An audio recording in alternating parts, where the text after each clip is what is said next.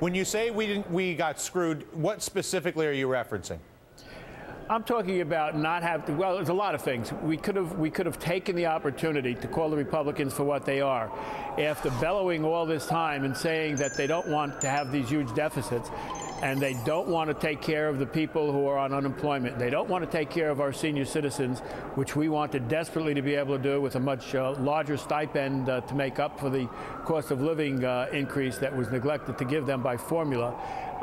And they couldn't find the money, didn't want to add to the deficit to do those kinds of things for the people who are in most need, then added all these hundreds of billions of dollars to the deficit to take care of the top 2% income earners in the country, and add that to the credit cards of our grandchildren is something that's absolutely unconscionable. Secondly, the Democrats are at fault too. It's not just the president. We should have had the guts and gumption to put this up earlier and jammed it through while we still do have the majority. And so what happens next? Well, what happens next is the vice president is, as we're speaking, Dylan, walking into the Democratic caucus to explain the position to the members of the current majority. I think he's going to get an absolute earful of how most of the members feel about this thing. We want to take this thing to the mat. We want to fight this out.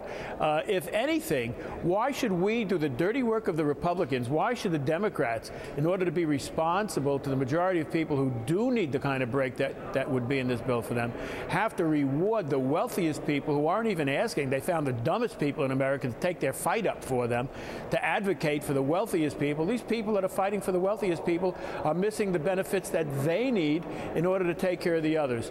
We should have had this fight out now while we have the votes. Is that what's about to happen? Well, I don't know. I think that everybody's going to get an earful. I think the vice president is going to make the strongest case he can, and I think he's going to be able to gauge the intensity of the members of the Democratic caucus who are saying, why should we take this vote? We're going to get blamed for adding to the deficit. This isn't the DREAM Act. This is the Republican Wet Dream Act. They get the Democrats to add to the deficit. They get all the benefits for their wealthiest friends in America to pay them off for their huge contributions that they made during the campaign and got an exemption from the U.S. Supreme Court. The whole thing is an absolute absurdity. What about attaching the debt ceiling vote to this bill so that if you want to do everything that's being discussed, we know it's all being done on the credit card of our country and our children and our future, why not attach a vote on the debt ceiling simultaneous to this tax deal?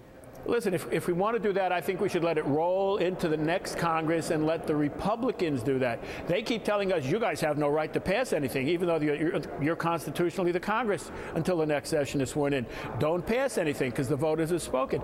Well, if the voters have spoken, let the Republicans do that on their watch. Let them take the hard vote, be the responsible party that they pretend to be. Let them raise the debt ceiling. Let them endure the ire of the people who supported them that they lied to about not being willing to do this, and they're really not. They really want us to do it so that they get a buy and a pass on this.